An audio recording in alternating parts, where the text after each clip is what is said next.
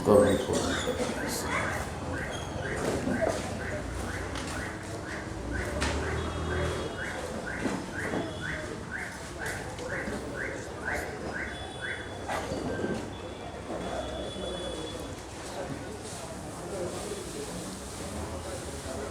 السلام عليكم ورحمة الله تعالى وبركاته. إن الحمد لله نحمده ونصلي على رسوله الكريم. أما بعد فقد قال الله تعالى في القرآن الكريم وفي الفرقان المجيد بعد أعوذ بالله من الشيطان الرجيم بفضل بسم الله الرحمن الرحيم وَلَقَدْ ضَرَبْنَا لِلنَّاسِ فِي هَذَا الْقُرْآنِ مِنْ كُلِّ مَثَلٍ لَعَلَّهُمْ يَتَذَكَّرُونَ صدق الله العظيم. وقال نبينا رسول الله صلى الله عليه وسلم الدنيا سجن المؤمن وجنة الكافر أو كما قال رسول الله صلى الله عليه وسلم. எல்லா புகழும் ஏக வல்லோன் அல்லாஹ் ஒருவனுக்கே உரித்தாக. மேலும் அல்லாஹ்வின் அருள் என்றென்றும் எம்பெருமானார் ரசூலே கரீம் ஸல்லல்லாஹு அலைஹி வஸல்லம் அவர்களின் மீதும் அவர்களின் அடிச்சுவடுகளை சற்றும் பிசகாது பின்பற்றிய உத்தம சத்திய சஹாபாக்கள், தாபிஈன்கள், தபஅ தாபிஈன்கள், நாதாக்கள், சுஹதாக்கள், வலிமார்கள், நல்லோர்கள், குறிப்பாக இந்த கண்ணியமான மஜ்லிஸில் ஒன்று கூடியிருக்கும் நம் எல்லோரின் மீதும் அல்லாஹ்வின் அன்பும் அருளும் என்றென்றும் நின்று நிறைவாக நிலவட்டுமாக. ஆமீன். அருமையான அல்லாஹ்வின் நல்லடியார்களே, வள்ளல் நபி ஸல்லல்லாஹு அலைஹி வஸல்லம் அவர்கள் பிறந்த ரபீஉல் அவ்வல் என்னும் வசந்த காலம் தொடங்கியது முதல் கொண்டு தினம் தினம் பெருமானாரை பற்றி பற்பல செய்திகளை பேசி அறிந்து வருகிறோம். அல்ஹம்துலில்லாஹ். அதிலும் நம்முடைய ஊரை பொறுத்தவரையில் ரபீஉல் அவ்வல் முதல் 12 பலதரப்பட்ட பள்ளிவாசல்களில் சிறப்பாக நடந்து முடிந்திருக்க, அதன் பார்ட் 2ஆக அல்ஹம்துலில்லாஹ் மதரசா மிஃப்தாஹுல் ஜன்னா மற்றும் மதீனா மஸ்ஜித் இணைந்து 2வது 12ஐயும் பிடிக்கக்கூடிய ஒரு சிறப்பான முன்மாதிரியை தொடங்கி வைத்திருக்கிறார்கள். அல்ஹம்துலில்லாஹ். இதிலும் நம்முடைய திருப்பூர் எல்லா பகுதிகளுக்கும் ஒரு முன்மாதிரியாக இருக்கும். பார்ட் 1 முடிந்து இப்பொழுது பார்ட் 2வும் நிறைவு பெறக்கூடிய தருணம். இன்னும் எத்தனை பார்ட்டுகள் பேசப்பட்டாலும் பெருமானாரை பற்றி பேசி புகழ்ந்து முடித்துவிட முடியாது. வருடம் முழுக்க 12 நாட்களாக தொடர்ந்து பெருமானாரை பற்றி பேசக்கூடிய சபைகள் அமைக்கப்பட்டாலும் பெருமானாரின் வாழ்க்கையின் பொற்புதையல்கள், அழகான உபதேசங்கள், பெருமானாரின் வார்த்தைகளில் பொதிந்திருக்கும் சிறந்த பலதரப்பட்ட செய்திகள், அவைகளை முழுமையாக நம்மால் அடைந்துவிட முடியாது. அப்பேற்பட்ட பொக்கிஷம் நிறைந்த பெருமானாரின் வார்த்தைகளும் வாழ்க்கையும் பேசப்படக்கூடிய ஒரு சபையாக அல்ஹம்துலில்லாஹ் 2வது 12ஐயும் பிடிக்கக்கூடிய ஒரு சிறந்த சூழலை ஏற்படுத்தி தந்தமைக்கு எல்லாம் வல்ல அல்லாஹ்வை புகழ்ந்து, இந்த ஏற்பாட்டாளர்களுக்கும் அல்லாஹ் ரஹ்மத் செய்வானாக என்று துஆ செய்தவனாக, இது போன்ற 2வது நிலை 12 நாட்களையும் பிடிப்பதற்கும் அதிலும் ஜமாத்தார்கள் முழுமையாக ஆர்வத்தோடு பெருமானாரின் வாழ்க்கையை புரிந்து கொள்ள வேண்டும் என்று கலந்து கொள்ளக்கூடிய நம்மவர்களுக்கும் அல்லாஹ் பரக்கத் செய்வானாக. நம்முடைய நேசத்தை, அல்லாஹ் ரசூலின் மீது உண்டான நம்முடைய நேசத்தை அல்லாஹ் மென்மேலும் அதிகப்படுத்தி தந்தருள் புரிவானாக. அருமையான அல்லாஹ்வின் நல்லடியார்களே, ஒரு அடர்ந்த காடு, அதில் இருண்ட இரவு.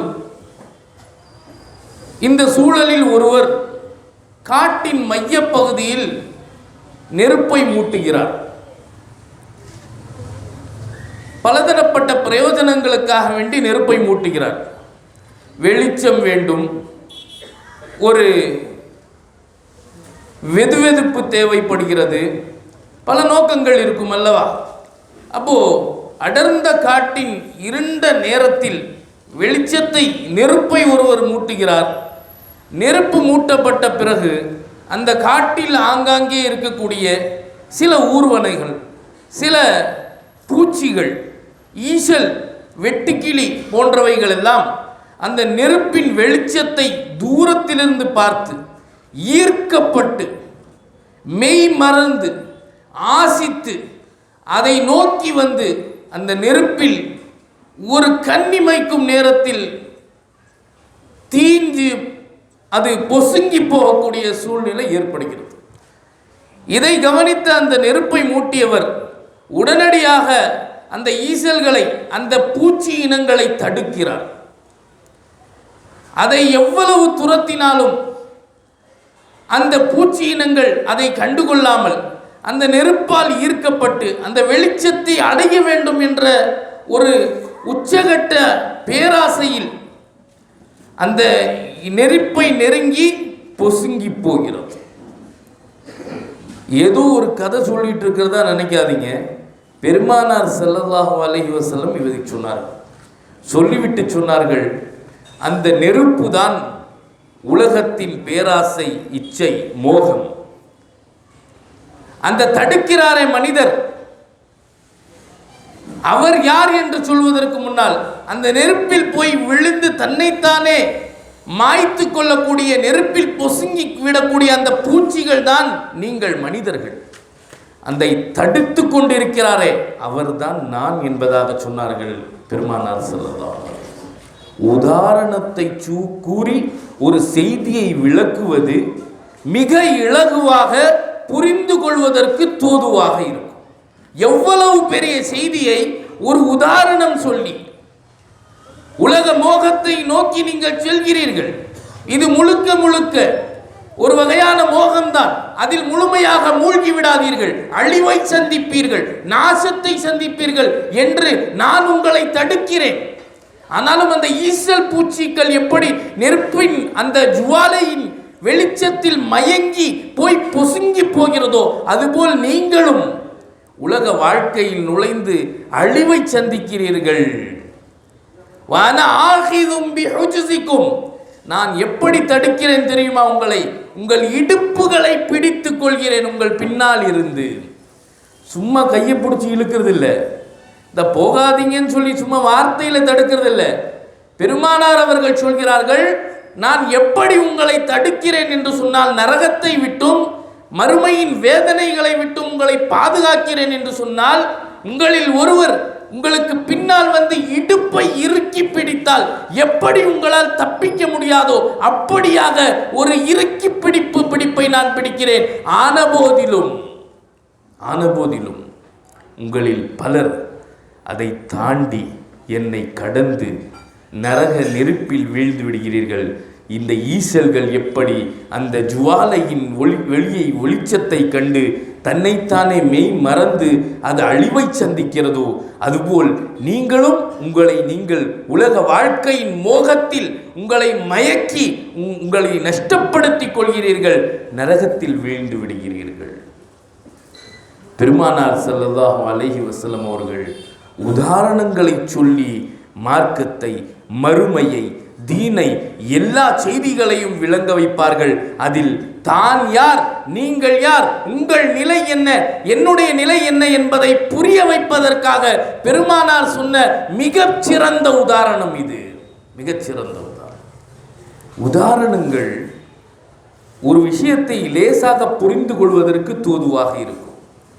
உண்மையை உணர்த்தும், உள்ளதை உள்ளபடி விளங்க செய்யும். நமக்கு என்ன விஷயம் என்பதை, சங்கதி என்ன என்பதை புரிய செய்வதற்கு உதாரணங்கள் மிக முக்கியமானவைகள். எனவேதான் குர்ஆனும் உதாரணங்கள் சொல்லப்படாமல் இல்லை.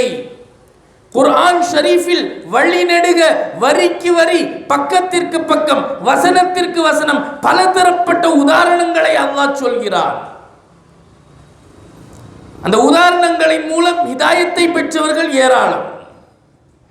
நாம் நினைக்கலாம் என்ன உதாரணங்கள், ஏது உதாரணங்கள், கலிமா சொல்லிய வீட்டில் பிறந்த நமக்கு குர்ஆனுடைய உதாரணங்கள் என்னவென்று தெரியாது. எங்கோ பிறந்து எங்கோ வளர்ந்தவர்கள் குர்ஆனின் தமிழாக்கத்தை படித்து தெரிந்து தீனுக்கு வரும் பொழுது நேரடியாக விசாரிப்போம், உங்களுக்கு எது கவர்ந்தது, தீனுக்கு வருவதின் காரணம் என்ன? அவர்கள் சொல்வது பெரும்பாலானவர்கள், இந்த உதாரணத்தை குர்ஆனில் பார்த்தேன், எவ்வளவு சரியான உதாரணம், எவ்வளவு தீர்க்கமான உதாரணம். உதாரணங்களை கண்டு உன்னத இஸ்லாத்தை ஏற்றுக்கொண்டவர்கள் ஏராளம். ஏறக்குறைய குர்ஆனில் உதாரணங்கள், உவமைகள் 130க்கும் மேற்பட்டது கூறப்பட்டிருக்கிறது. ஒப்பீடுகள் மட்டும் 40க்கும் மேலாக குறிப்பிடப்பட்டிருக்கிறது. எந்த ஒரு வஸ்துவையும் அல்லாஹ் உதாரணத்திற்கு எடுத்து சொல்கிறான்.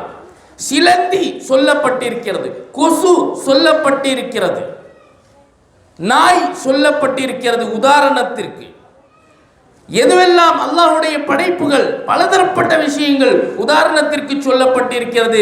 பேரிந்த மரத்தையும் அல்லாஹ் விட்டு வைக்கவில்லை. ஏன், பேரிந்த மரத்தின் கீற்றையும் அல்லாஹ் உதாரணமாக சொல்கிறார். பேரிந்த மரத்தின் கீற்றை உதாரணமாக, பேரிந்த மரத்தின் கீற்று வெகு காலம் கழித்து கீழே விழுந்துவிடும். விழுந்து வெயிலில் வாடி வாடி அது காய்ந்து வளைந்து போய்விடும். அந்த வளைந்து போன பேரிந்தங் கீற்றை அல்லாஹ் குர்ஆனில் குறிப்பிடுகிறான். வல் கமர கத்தர்னாஹு மனாசில ஹத்தா ஆத கல் உர்ஜூனில் கதீம். நிலவை நாம் அதற்கு பலதரப்பட்ட முகங்களை வைத்திருக்கிறோம். அதில் ஒரு முகம் என்ன தெரியுமா? பேரிந்த மரத்தின் கீற்று காய்ந்து எப்படி வளைந்து வட்டமிட்டு விடுகிறதோ அது போன்ற ஒரு முகம் நிலவிற்கு உண்டு. பாருங்க, பெற சொல்லுவோம், நம்ம பெறைன்னு சொல்லுவோம் இல்லையா? முதல் நாள் பெற, ரெண்டாவது நாள் பெற, மூணாவது நாள் பெற, அப்படி வட்டமாக சன்னமாக வளைஞ்சு இருக்கும். பேரிந்த மர கீற்று காய்ந்து விழுந்த பிறகு நீட்டமாக தான் இருக்கும். காய்ந்து காய்ந்து வாடி வதங்கி கடைசியில் அதை வட்டமாக வளைந்து போகும். அந்த வளைந்து போன நிலையை அல்லாஹ் பிறையோடு உதாரணம் சொல்கிறான். அப்படி ஒரு முகத்தை நாம் தந்திருக்கிறோம் என்ற உதாரணத்தை அல்லாஹ் குறிப்பிடுகிறான். அல்லாஹ் சொல்லக்கூடிய உதாரணங்கள், நாமளும் வாழ்க்கையில் நிறைய உதாரணங்கள் சொல்லுவோம். டைம் இஸ் கோல்டுன்னு சொல்லுவோம், காலம் பொன் போன்றது. நம்முடைய உதாரணங்கள் எல்லாம் பொருத்தமாக இருக்குமான்னு பார்த்தா ஒன்று பொருத்தமாக இருக்காது, அல்லது அந்த நேரத்தில் பொருத்தமாக இருக்கும். காலங்கள் செல்ல செல்ல அந்த உதாரணம் பொருந்தாது. வேறு ஏதாவது சொல்லுங்கள், இப்போல்லாம் அது ஒத்து வராதுன்னு சொல்கிற நிலைமைக்கு மாறி போயிடும். ஆனால் அல்லாஹ் சொல்லக்கூடிய உதாரணங்கள் கியாம நாள் வரைக்கும் அது மாறாது, அது அப்படியே இருக்கும். நாம் இன்னைக்கு சொல்கிறோம் காலம் பொன் போன்றதுன்னு சொல்கிறோம், அது பொருத்தமல்ல. காலம் பொன் போன்றதல்ல, அதை விட மேலானது. பொன்னை கொடுத்து தங்கத்தை கொடுத்தா கூட இழந்த காலத்தை வாங்கிட முடியாது. நீங்கள் எத்தனை கிலோக்கு கணக்கில் தங்கத்தை கொடுத்தாலும் 1 மணி நேரத்தை உங்களுடைய கூடுதல் நேரமாக வாங்கிவிட முடியாது. கடந்துவிட்ட 5 நிமிடத்தை திருத்துவதற்கு மீண்டும் திருப்பி வாங்கி விட முடியாது. எவ்வளவு தாராளமாக எடுத்து கொடுத்தாலும் இழந்த காலத்தை நாம் பெற முடியாது, கூடுதலாகவும் பெற்றுக்கொள்ள முடியாது. அப்போ நம்முடைய உவமைகள், உதாரணங்கள் என்பது தற்காலத்திற்கு தோதுவானதாக இருக்கலாம், அல்லது பொருத்தமானதாக இருக்கலாம். காலங்கள் செல்ல செல்ல அது மோசமானதாக, அது பொருத்தமில்லாததானதாக மாறிப்போகும். ஆனால் அல்லாஹ் சொல்லக்கூடிய உதாரணங்கள் கியாம நாள் வரைக்கும் பொருந்தக்கூடிய சரியான உதாரணம். சிலந்தியின் வீட்டை அல்லாஹ் பலகீனமான வீடு என்பதாக உதாரணமாக பதிவு செய்கிறான். ஆக பலகீனமான வீடு என்று சிலந்தியின் வீட்டை உதாரணம் சொல்கிறான். சிலந்தியின் வீட்டை விட பலகீனமான வீட்டை கியாம நாள் வரை உங்களால் கண்டுபிடித்து விட முடியாது. அது மாறவே மாறாது. குர்ஆனில் சொல்லப்பட்ட செய்தி. ஆக உச்சகட்ட பலகீனமான வீடு சிலந்தியின் வீடு. Chapter close. அதுக்கப்புறம் யாராவது ஒருத்தர் கண்டுபிடிச்சி நாம் பார்த்தங்க சிலந்தி வீட்டை விட ஒரு பலகீனமான வீடு இருக்குங்கன்னு யாராலையும் சொல்லிட முடியாது.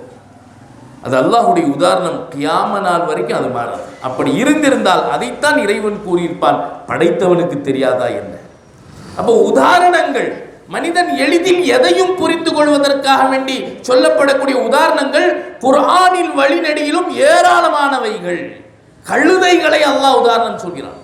மஸலுல்லதி ஹும்மிலு தௌராத சும்ம லம் யஹ்மிலுஹா, வேதம் கொடுக்கப்பட்டு அந்த வேதத்தின்படி வாழ்க்கையை நடக்காதவர்களுக்கு உதாரணம் கழுதைகளைப் போல. அவர்களுக்கு வேதம் தரப்பட்டது, அதில் நல்ல உபதேசங்கள் செய்யப்பட்டது, ஆனால் அதுபோல் அவர்கள் வாழ்வதில்லை. இவர்களுக்கு உதாரணம் கழுதைகளைப் போல, பொதி சுமக்கும் கழுதைகள். ஏன் இந்த உதாரணம் சொல்லப்பட்டு இருக்கிறது? மார்க்க மேதைகள் தெளிவை தருகிறார்கள். பொதி சுமக்கும் கழுதைகள் இருக்கிறது, அதன் மீது துவைத்த சுத்தமான துணிகளின் மூட்டையை வைத்தாலும் ஒரே மாதிரி தான் போகும். அழுக்கு நாற்றம் பிடித்த மூட்டைகளை வச்சாலும் ஒரே மாதிரி தான் போகும். அழுக்கான துணியை வச்சுட்டாங்களேன்னு அதனுடைய முகங்கள் வாடி போயிடாது. சுத்தமான துணி நல்லா துவைச்சி நல்ல பொருள் எல்லாம் போட்டு அதனுடைய ரசாயனங்கள் எல்லாம் போட்டு நல்ல நறுமணம் வீசுகிற அளவுக்கு துவைச்ச நல்ல துணிகள் என் மீது வைக்கப்பட்டிருக்கேன் என்று கர்வமும் வந்துடாது. அதன் மீது எது வைத்தாலும் அதனுடைய நிலை ஒரே மாதிரியாக தான் இருக்கும். அது மாதிரியாக வேதம் கொடுக்கப்பட்ட பிறகும் தன் வாழ்க்கையை திருத்திக் கொள்ளாதவர்கள் பொதி சுமக்கும் கழுதைகளை போன்றவர்கள். அவர்களுக்கு எந்த சந்தோஷமும் இல்லை. வேதத்தில் சொல்லப்பட்ட சொர்க்க செய்திகளை கண்டு சந்தோஷமும் இல்லை, நரக செய்திகளை கொண்டு பயமும் இல்லை, கவலையும் இல்லை, வருத்தமும் இல்லை. அதற்கு உதாரணமாக அல்லாஹ் பொதி சுமக்கும் கழுதைகளை பற்றி குறிப்பிடுகிறார். இப்படியாக குர்ஆன் சின்ன சின்ன பலதரப்பட்ட உதாரணங்கள், மென்று போடப்பட்ட வைக்கோலை கூட அல்லாஹ் உதாரணமாக சொல்கிறான். மிகப்பெரிய ஒரு எதிர்ப்பு போர் படை வந்தது, காபாவை இடிக்க வந்தது, நீண்ட நெடிய வரலாறு. அந்த நேரத்தில் ஆபிரகாவுடைய யானைப்படை, அந்த யானைப்படை அபாபில் என்னும் பறவைகளை வைத்து நாம் அழித்தோம் என்பதை ஒரு சிறு சூறாவில் சொல்லும் இறைவன், அந்த கூட்டம் எந்த நிலைக்கு ஆளானது, வீரத்திலும் வேகத்திலும் மிக உச்சத்தில் இருந்த அந்த ஆபிரகாவின் கூட்டம் கடைசியில் எப்படி மாறிப்போனது என்பதை சொல்லும் பொழுது, மென்று போடப்பட்ட வைக்கோலை போல. வைக்கோல் என்பது ஆக பலகீனமானது, அதை மென்று போடப்பட்டால் அது எவ்வளவு பலகீனமாக சத்து கொஞ்சம் கூட இல்லாத ஒன்றாக மாறி போகும். அப்படிப்பட்ட ஒரு சூழ்நிலையில் அந்த கூட்டத்தை நாம் ஆக்கிவிட்டோம் என்பதாக அதையும் உதாரணம் சொல்லக்கூடிய குர்ஆனுடைய வார்த்தை. இவ்வளவு உதாரணங்கள் வந்த பிறகுதான் ஒரு கேள்வி வந்ததாம். என்ன, அல்லாஹ் கொசுவையும் நாயையும் சிலந்தி வலையையும் மென்னு போடப்பட்ட வைக்கோலையும் இப்படி அற்பங்களாக உதாரணமாக சொல்கிறான். இதை கொண்டு என்ன நோக்கம்? ஏன் இப்படி உதாரணம் சொல்ல வேண்டும்? படைத்தவனிடமிருந்து வருகிறது இந்த வார்த்தைகள் என்று சொல்கிறார்கள் பெருமானார். ஆனால் இந்த அற்ப உதாரணங்கள் தான் கிடைத்ததா என்று முனாஃபிக்குகள், காஃபிர்கள் கேள்வி எழுப்பினார்கள். அதற்கு பதில் வந்தது குர்ஆனில். அதற்கும் பதில் வந்தது. இன்னல்லாஹ லா யஸ்தஹி ஐ யضرب مثلا ما بعوضة فما فوقها. நிச்சயமாக அல்லாஹ் கொசுவையோ அதைவிட அற்பமானதையோ உதாரணமாக சொல்வதற்கு வெட்கப்பட மாட்டான். ஏன்னா அதெல்லாம் படைப்புகள், அல்லாஹ்வுடைய படைப்பு. அதனுடைய நிலை என்ன என்பதை அல்லாஹ் தான் அறிந்தவன். இப்போ வெட்கப்பட மாட்டான். இந்த உதாரணங்களை கலிமா சொன்ன அல்லாஹ்வை நம்பக்கூடியவர்கள் ஏற்றுக்கொள்வார்கள். யாரெல்லாம் அல்லாஹ்வை ஏற்றுக்கொள்ளவில்லை, நிராகரிக்கக்கூடியவர்களாக இருக்கிறார்களோ அவர்கள் எல்லாம் என்ன உதாரணங்கள், இதெல்லாம் ஒரு உதாரணமா என்று பேசுவார்கள். இதை அறிவு ஜீவிகளை தவிர வேறு யாராலையும் புரிந்து கொள்ள முடியாது என்று ஒரு சில வசனங்களில் அல்லாஹ் நிறைவு தருகிறான். ஆக உதாரணங்கள் மனிதர்கள் உண்மையை உணர்வதற்காக வேண்டி, உள்ளதை விளங்கிக் கொள்ள வேண்டும் என்பதற்காக வேண்டி, சரியானதை புரிந்து கொள்ள வேண்டும் என்பதற்காக வேண்டி சிறந்த உதாரணங்களை அல்லாஹும் ரசூலும் நமக்கு தந்திருக்கிறார்கள். அதன் அடிப்படையில் பெருமானார் சொன்ன உதாரணங்கள், பெருமானார் எந்தெந்த விஷயங்களுக்கு எதையெல்லாம் உதாரணமாக காட்டினார்கள். பெருமானாரின் வார்த்தைகளில் உதாரணங்கள் வந்தது என்று சொன்னால் அது ஆய்வுக்கு எடுத்துக்கொள்ளப்பட வேண்டியவைகள், சாதாரண விஷயங்கள் அல்ல. அது படிப்பினைக்குரியவர்கள். அதில் பலதரப்பட்ட செய்திகள் அடங்கி இருக்கிறது, பலதரப்பட்ட செய்திகள். இப்படி பெருமானார் சொன்ன உதாரணங்கள் என்ன என்பதில் சிலதை நம்முடைய கவனத்திற்கு. அருமையான அல்லாஹ்வின் நல்லடியார்களே, பெருமானார் ஸல்லல்லாஹு அலைஹி வஸல்லம் அவர்கள் ஒரு தருணத்தில் இப்படி சொல்வார்கள். யார் ஒருவர் தன்னுடைய சமூகத்திற்கு உதவி செய்கிறார், தன்னுடைய குடும்பமாக வைத்துக் கொள்ளுங்கள், நட்பு வட்டாரமாக வைத்துக் கொள்ளுங்கள், யாருக்கோ ஒருத்தருக்கு உதவி செய்கிறார், ஆனால் அந்த சமூகம், அந்த நட்பு வட்டாரம், அந்த குடும்பம் அநீதத்தின் மீது இருக்கிறது. அநியாயம் செய்கிறார்கள் என்று தெரிந்தும் இவர் உதவி செய்கிறார். இப்படி உதவி செய்வது கூடாதுன்னு ஒரே வார்த்தையில் சொல்லிட்டு போல ஒரு உதாரணத்தை சொல்லிட்டு போயிட்டாங்க. கூடாதுன்னா அது கூடாதுன்னு நமக்கு தெரியும். அநியாயத்தின் மீது இருக்கும் கூட்டத்திற்கு நாம் உதவி செய்யக்கூடாது. அவர்கள் பிறருக்கு அநீதி இழைக்கிறார்கள், தவறு இழைக்கிறார்கள், பிறருடைய விஷயங்களில் அபகரிப்போ அல்லது வேறு மாதிரியான அநீதத்திலோ ஈடுபடுகிறார்கள். அவர்களுக்கு உதவி செய்வது உகந்ததல்ல. அவ்வாறு உதவி செய்தால் அது எது மாதிரி என்பதை உதாரணமாக பெருமானார் அவர்கள் சொல்வார்கள். அந்த உதாரணத்தை கொண்டு நாம் விளங்கிக் கொள்ள வேண்டிய பாடங்கள் ஏராளம் இருக்கிறது. ஒரு சமூகம் அநீதத்தில் இருக்கு, அந்த அநீதத்தில் இருக்கும் பொழுது அவருக்கு ஒருவர் உதவி செய்வது என்பது கிணற்றில் விழுந்த ஒட்டகையை வாளை பிடித்து தூக்குவதற்கு சமம். கிணற்றில் விழுந்த ஒட்டகை வாளை பிடித்து தூக்குவதற்கு சமம்.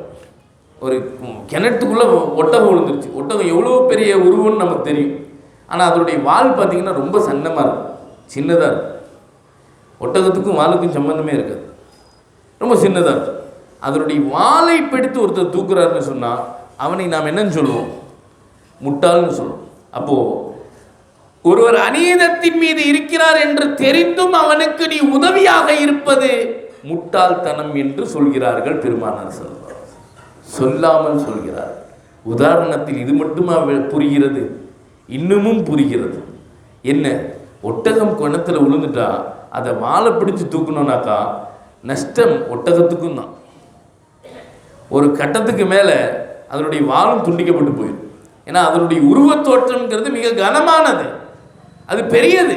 அப்போ சிறியதொரு வாளை பிடித்து தூக்கும் பட்சத்தில் அது அதற்கும் நட்டத்தை ஏற்படுத்தும். அப்போ அநீதத்தின் மீது ஒருவர் இருக்கிறார், ஒரு கூட்டம் இருக்கிறது என்று தெரிந்தும் நீ உதவி செய்வது அவர்களை நீ நஷ்டத்திற்குள்ளாக்குவதற்கு சமம், நீ மூடன் என்பதற்கு சமம், உன்னுடைய முட்டாள்தனம் வெளிப்படுகிறது என்பதை ஒற்றை உதாரணத்தின் வாயிலாக பெருமானார் ஸல்லல்லாஹு அலைஹி வஸல்லம் அவர்கள் புரிய வைக்கிறார்கள்.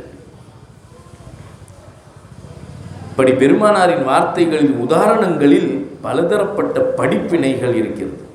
பெருமானாரும் சிறு சிறு விஷயங்களை பெரிய பெரிய விஷயங்களுக்கு சின்ன சின்ன உதாரணங்களை சொல்லி மிக எளிமையாக புரிய வைத்தார்கள். மிகப்பெரிய செய்திகளை எல்லாம் எளிமையாக சாதாரண மக்கள் துரிதமாக புரிந்து கொள்வதற்கு உதாரணங்கள் பயன்படுத்துவது ஒரு மிகப்பெரிய வித்தை. அதை பெருமானார் ஸல்லல்லாஹு அலைஹி வஸல்லம் அவர்கள் கடைபிடித்திருக்கிறார்கள்.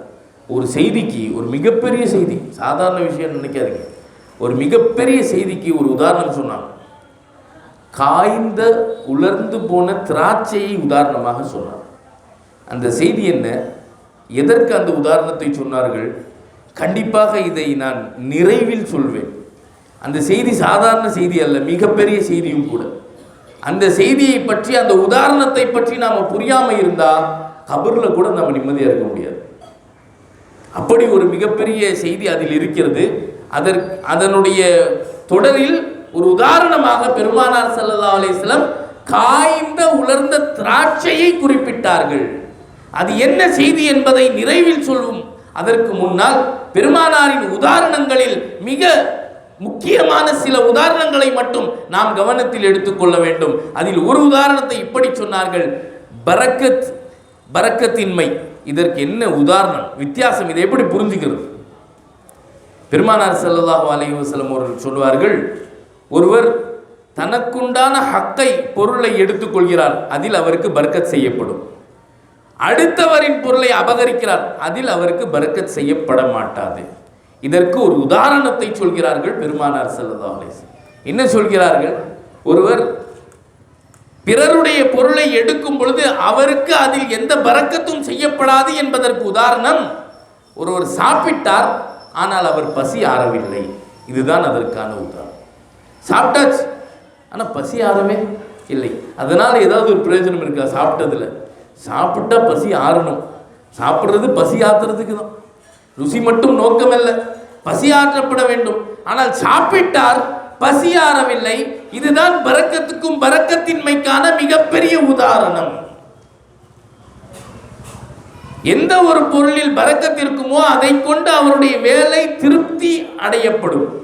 எதில் பரக்கத் செய்யப்படவில்லையோ அதை பயன்படுத்திய பிறகும் கூட எந்த பிரயோஜனமும் அவருக்கு இருக்காது. இன்னும் தெளிவாக சொல்ல போனால் நபிகள் நாயகம் ஸல்லல்லாஹு அலைஹி வஸல்லம் அவர்கள் மிக தெளிவாக சொல்வார்கள், பொருளாதாரம் என்பது எதை கொண்ட வேலை நடந்து விடுமோ, தன் குடும்பத்தின் தன்னுடைய தேவைகளின் வேலை நடந்து விட்டால் அது கொஞ்சம் இருந்தாலும் அதில் பரக்கத் இருக்கிறது என்று அர்த்தம். வேலை நடப்பதில்லை, போதுமானதாக இல்லை என்று சொல்லப்பட்டால் அது எவ்வளவு அதிகமாக இருந்தாலும் அதில் பரக்கத் இல்லை என்பதாக அர்த்தம். அலி ரலியல்லாஹு அன்ஹு வந்து கேட்டாங்க, இந்த ஆடுகள் 6 மாதத்திற்கு ஒரு தடவை, இன்னும் சிலது வருடத்துக்கு ஒரு தடவை தான் ஒரு குட்டி ஈனும். சமயங்களில் ரொம்ப ரேராக 2-3 போடும், 3 தாண்டாது. ஆனால் நாய் என்பது 6 மாதத்திற்கு ஒரு முறை 6 குட்டிகளாக ஈன்று தள்ளும். ஆன போதிலும் ஆடுகளுடைய எண்ணிக்கை அதிகமாக இருக்கிறது, தேவை நிறைவேற்றி கொண்டே தான் இருக்கிறது. தினம் தினம் ஆடுகள் இறைச்சிக்காக அறுக்கப்படுகிறது மட்டுமல்ல, குர்பானியின் பேரில் எத்தனை ஆடுகள் வருடந்தோறும் அறுக்கப்படுகிறது. அப்படி இருக்க இந்த நாய்கள் எண்ணிக்கை குறைவாக இருக்கிறது, நிறைய குட்டியிடுகிறது. ஆன போதிலும் எண்ணிக்கையில் அது குறைவாக இருக்கிறது என்பதற்கு கேள்வியாக எழுக்கும் பொழுது அலி ரலியல்லாஹு தஆலா அவர்கள் இதுதான் பரக்கத்தின்மைக்கான உதாரணம் சொன்னார். ஆடுகளில் பரக்கத் இருக்கிறது, நாய்களில் பரக்கத் இல்லை. அது 6 மாதத்துக்கு ஒரு தடவை 6 குட்டிகள் 1/2 டஜன் ஈன்ற எடுத்தால் கூட அது ஏதோ தெருவுக்கு 10-15 சுற்றிட்டு இருக்கும். ஆனால் ஆடுகளை பொறுத்தவரை வருடத்திற்கு 6 முறைக்கு ஒரு முறை ஒரு குட்டி ஈன்ற போதிலும் கூட அது தினம் தினம் இறைச்சிக்காக அறுக்கப்படுவதும் அதனுடைய தேவைகள் பூர்த்தியாவதும் குர்பானி தோறும் கொடுக்கப்படுவதும் பலதரப்பட்ட பிரயோஜனங்கள் அதில் இருக்கிறது. பரக்கத், பரக்கத்தினுடைய வித்தியாசம் இந்த உதாரணத்தை சொல்லி அலி ரலியல்லாஹு தஆலா அவர்கள் சொல்வார்கள். அப்பொழுது கேட்டவர் இந்த கேள்வியும் சேர்த்து கேட்கிறார், அது ஏன் ஆடுகளில் மட்டும் அப்படி ஒரு பரக்கத்தின் நிலை ஏற்பட்டது, நாய்களில் இல்லை? அதற்கும் அலி ரலியல்லாஹு தஆலா அவர்கள் பதில் சொல்வார்கள், ஆடுகள் இரவின் தொடக்கத்திலேயே உறங்கிவிடும், ஃபஜ்ரின் தொடக்கத்திலே எழுந்திரும், விழித்து கொள்ளும். ஆனால் நாய்கள் இரவின் கடைசி வரை விழித்து கொண்டு குலைத்து கொண்டு இருக்கும், ஃபஜ்ர் ஆரம்பிக்கும் போது படுத்துரும். பரக்கத் இறங்கக்கூடிய நேரம் ஃபஜ்ர் நேரம் தான். அதை அடைவதனால் ஆடுகளில் பரக்கத் இருக்கிறது, அதை இழந்து விடுவதனால் நாய்களில் பரக்கத் இல்லைன்னு சொன்னார். ஃபஜ்ருடைய நேரம், அந்த பரக்கத்தான நேரத்தை நீங்கள் அடைந்து விடுங்கள். விழித்த நிலையில், இறைவனை தொழுத நிலையில், இறைவனை துதித்த நிலையில் நீங்கள் அதை அடைந்து விட்டால் உங்களுடைய எல்லா வகை விஷயங்களிலும் பரக்கத் செய்யப்படும். இதற்கு மாறாக எப்படி நாய்கள் இரவு முழுக்க விழித்திருக்கும், பாங்கு சொல்றது கொஞ்ச நேரம் முன்னாடி வரைக்கும், பாங்கு சொல்ற அந்த நிமிஷம் வரைக்கும் கூட ஊழ விட்டுக்கிட்டு சுத்திட்டு இருக்கும், பாங்கு சொல்லணும்னு படுத்துரும். அந்த பரக்கத்தான நேரத்தில் வாசல் தொடங்கியது முதல் கொண்டு அது தன்னுடைய தேவையில் ஈடுபட்டு விடும், அது பரக்கத்தை இழந்து விடும் என்பதாக நபிகள் நாயகம் ஸல்லல்லாஹு அலைஹி வஸல்லம் அவர்கள் சொல்வார். அலி ரலியல்லாஹு தஆலா அவர்கள் சொல்வார், இப்படியாக உதாரணங்களை சொல்லி மார்க்க செய்திகளை புரிய வைப்பது மிகப்பெரிய இலகுவான ஒரு விஷயமாக இருந்தது. அநேக உதாரணங்களை நபிகள் நாயகம் ஸல்லல்லாஹு அலைஹி வஸல்லம் அவர்கள் சொல்வார். ஒரு தடவை ஆயிஷா ரலியல்லாஹு தஆலா கேட்டாங்க, நாயகமே நீங்கள் என் மேலே எவ்வளோ பிரியம் வச்சுருக்கீங்கன்னு கேட்டாங்க. என் மீது உங்களுடைய பிரியம் என்ன? எல்லா மனைவிமார்களுக்கும் இந்த கேள்வி மனசில் இருக்கும். சில பேர் கேட்டுருவாங்க, சில பேர் கேட்க மாட்டாங்க. ஆனால் எல்லா மனசுலேயும் அந்த கேள்வி இருக்கும், நம்ம கணவர் நம்ம மேலே எவ்வளோ பிரியமாக இருப்பார் அப்படிங்கிற ஒரு கேள்வி கண்டிப்பாக இருக்கும். அதை எப்படி கேட்குறதுன்னு தெரியாமல் இருக்கலாம். சில பேர் அதை கேட்டுருவாங்க, அது எப்படி அவங்களுக்கு பதில் வந்துச்சுன்னு தெரியல. ஆனால் பெருமானார்கிட்ட கேட்டாங்க அன்னை ஆயிஷா ரலியல்லாஹு தஆலா, பெருமானார் நீங்கள் என் மீது எவ்வளவு பிரியம் வைத்திருக்கிறீர்கள்? இப்போ பெருமானார் சொன்னால் நிறைய, ரொம்ப பிரியம் இருக்கு உன் மேலே. எப்படி, ஒரு உதாரணம் சொல்லுங்கன்னாங்க. ஒரு உதாரணம், என் மீது உங்களின் பிரியத்திற்கான உதாரணத்தை சொல்லுங்கள். இப்போ பெருமானார்கிட்ட உதாரணங்களை கேட்டு விரும்பி கேட்பாங்க. பெருமானாரின் உதாரணங்களில் பலதரப்பட்ட பாட படிப்பினைகள் இருக்கு. அப்போது பெருமானார் ஸல்லல்லாஹு அலைஹி வஸல்லம் அவர்கள் சொன்னார்கள், உன் மீது நான் வைத்திருக்கும் பிரியத்திற்கு உதாரணம் கயிற்றில் போடப்பட்ட முடிச்சை போல. ஒரு கயிற்றில் முடிச்சை போட்டுரும், அந்த முடிச்சு இருக்குது நாளாக நாளாக இறுகிக்கிட்டே தான் இருக்கு. ஆரம்பத்தில் போடப்பட்டோன்னே கொஞ்சம் லேசாக சிரமத்தோடு கழட்டிடலாம், கொஞ்சம் நாள் ஆயிடுச்சுன்னு வச்சுக்கிங்களேன், அதை கழட்டுறது கஷ்டம், கட் பண்ணி தான் எடுக்கும். அப்போ நாட்கள் செல்ல செல்ல அந்த முடித்து எப்படி இறுகி போகிறதோ அதுபோல உன்மீது என்னுடைய பிரியம் அது அளவு கடந்து கொண்டே அதிகரித்து கொண்டே தான் போகிறது. அதுதான் கணவன் மனைவியினுடைய உண்மையான பிரியம், அதுதான் உண்மையான அன்பும் கூட. ஆரம்பத்தில் டைட்டா இருக்கும், போக போக லூஸா போயிடும். சில கணவன் மனைவியுடைய அன்பு ஆரம்பத்தில் பயங்கர டைட்டா இருக்கும், ஒட்டியே தான் இருப்பாங்க, ரெட்டை குழந்தைங்க மாதிரி. சில பேர் அதனாலேயே கண்ணாய் போய் பிரிஞ்சுக்கிறாங்களான்னு தெரியல. என்ன இப்படியே இருக்கிறாங்க, ஒட்டி பிறந்த ரெட்டை குழந்தைங்க மாதிரியே இருக்கிறாங்களே, அப்படியே தான் இருப்பாங்க, பிரியவே மாட்டாங்க. கொஞ்ச நேரம் தள்ளி இருக்க மாட்டார், அந்த அம்மாவும் கொஞ்ச நேரம் தள்ளி இருக்காது. இது எப்போங்க? புதுசு புதுசு. அப்புறம் போக போக கொஞ்சம் கொஞ்சமாக கேப் விழுந்து கடைசியில் அவர் அவங்க அம்மா வீட்டுக்கு, அந்த அம்மா வீட்டுக்கு போயிடும். இது வல்ல அன்புங்கிறது, இது தலையில இருக்கு. அன்பு என்பது நாட்கள் நகர நகர, காலம் கடக்க கடக்க அதிகரித்து கொண்டே போக வேண்டும். பெருமானார் சொன்ன உதாரணத்திலிருந்து நமக்கு புரியக்கூடிய பாடம் அதுதான். முடிச்சு என்று சொன்னார்கள். ஒரு கயிற்றில் போடப்பட்ட முடிச்சு இலகுவாக கழட்டுவது என்பது உடனடியாக இருந்தால் சரியாகுமே தவிர, கொஞ்சம் தாமதமாகிவிட்டால், கொஞ்சம் காலம் கடந்து விட்டால் அதை பிரிக்க முடியாது. அப்படியே நூல் அந்த கயிறோடு சேர்ந்து ஒன்னா பின்னி பிணைஞ்சு அது ஒரு கட்டியா மாறிடும். அது முடிச்சு மாதிரியே இருக்காது, அது இறுகி போய்விடும். இப்படி பெருமானாரின் உதாரணங்கள் என்பது மிகப்பெரிய செய்திகள். அந்த செய்திகளில் இருக்கும் பாட படிப்பினைகள் என்பது ஏராளம் ஏராளம். நபிகள் நாயகம் ஸல்லல்லாஹு அலைஹி வஸல்லம் அவர்கள் தொழுகை, ஐவேளை தொழுகைக்கு அழகான உதாரணத்தை சொன்னார்கள். எத்தனையோ செய்திகளுக்கு உதாரணம் சொன்ன பெருமானார் ஐவேளை தொழுகைக்கு சொல்லாமல் இருப்பாங்களா? பெருமானார் தன்னுடைய வாழ்நாட்களில் அதிகமாக பேசிய தொழுகை பற்றி தான், வேற எதை பற்றியும் அதிகமாக இல்லை. இன்னமும் உலமாக்கள் இருக்கிறார்கள், மார்க்க மேதைகள் இருக்கிறார்கள், கேட்டு பாருங்க. தொழுகை, நோன்பு, ஜக்காத், ஹஜ்ஜி என்ற கடமைகளில் தொழுகை விஷயத்தில் சொன்ன செய்திகள் அளவுக்கு நோன்பு, ஜக்காத்தோ, ஹஜ்ஜி விஷயத்திலோ பெருமானார் சொல்லவில்லை. ஜக்காத்துடைய கிதாப் எடுத்து பார்த்தீங்கன்னா இவ்வளோதான் இருக்கும், ஒரு 10, 30, 50 பக்கம், அவ்வளோதான். இவ்வளோதான் பெருமானார் சொன்ன செய்திகளின் தொகுப்பு, ஒரு கிதாப் ஜக்காத். சௌம், நோன்பு என்று எடுத்துக்கொண்டால் ஒரு 19, 100 பக்கங்கள். ஹஜ் என்று எடுத்துக்கொண்டால் ரொம்ப கம்மி. ஆனால் தொழுகை என்று எடுத்துக்கொண்டால் வால்யூம்களாக பெரிய பெரிய புத்தகங்கள். பெருமானார் சொன்ன செய்திகள் தொழுகையை பற்றி தான் அதிகம். தொழுகையை பற்றி பேசாத இல்லை பெருமானார். தீன் கலிமாவின் தொடக்கத்தின் முதல் கொண்டு எப்பொழுது தொழுகை என்பது கடமையாக்கப்பட்டதோ அந்த கணம் முதல் கொண்டு தன்னுடைய கடைசி காலம் வரை, தன்னுடைய ரூஹ் பிரியும் அந்த நாள் வரையும் கூட பெருமானாரின் கவலை தொழுகை தொழுகை தொழுகை. தொழுகை பற்றி தான் ஆக அநேக செய்திகள்.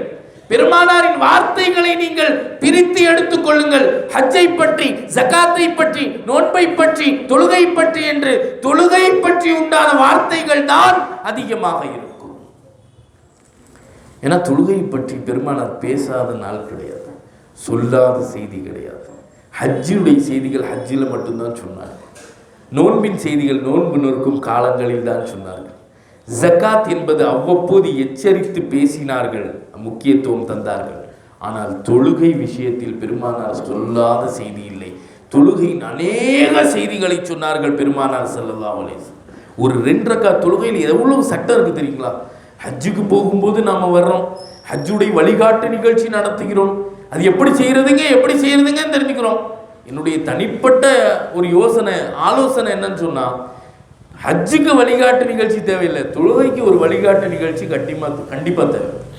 ஹஜ்ஜுங்கிறது எதையுமே தெரியாமல் செய்யறதுக்கு பேர் தான் ஹஜ்ஜு. ஏறாமல் கட்டிட்டு போய் அங்கே நின்றுங்க, பேந்த முழிங்க, அதுக்கு பேர் தான் ஹஜ்ஜு. எதுவும் தெரியாது, வந்துட்டேன், என்னன்னு தெரியாது, எப்படி செய்யறதுன்னு தெரியாது. தெரியாதுன்னு சொல்றது தான் அவனுக்கு பிடிக்கும். ஹஜ்ஜை பொறுத்த வரைக்கும் தெரியாது, அதுதான் ஹஜ். ஆனால் தொழுகை விஷயத்தில் தான் நாம் வழிகாட்டுகள் நடத்தப்பட வேண்டும். ஒரு 2 ரக்காத் தொழுகையில் உள்ஃபர்து வெளிஃபர்துங்கிற பேரில் ஃபர்துகள் மட்டும் 18க்கும் மேற்பட்ட ஃபர்துகள், 5 வாஜிப்கள், 53 சுன்னத்துகள், 100க்கும் மேற்பட்ட முஸ்தாப்புகள் 2 ரக்காத் தொழுகையில். எவ்வளவு செய்திகள் தொழுகையை பற்றி! தொழுகை பற்றி தான் ஆக அதிகமாக பெருமானார் ஸல்லல்லாஹு அலைஹி வஸல்லம் அவர்கள் பேசினார்கள். தொழுகைக்காக வேண்டிதான் பெருமானார் ஸல்லல்லாஹு அலைஹி வஸல்லம் அவர்கள் தொழுகையின் குணம் ஏற்படுத்துவதில் தான் போராடினார்கள்.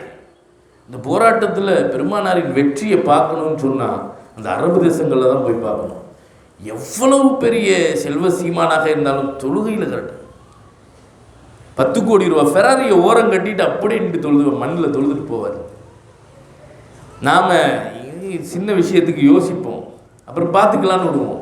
ஆனால் தொழுகை விஷயத்தில் அவர்கள் மிகப்பெரிய மாற்றத்தை பெருமானார் ஸல்லல்லாஹு அலைஹி வஸல்லம் அவர்கள் ஏற்படுத்தினார்கள்.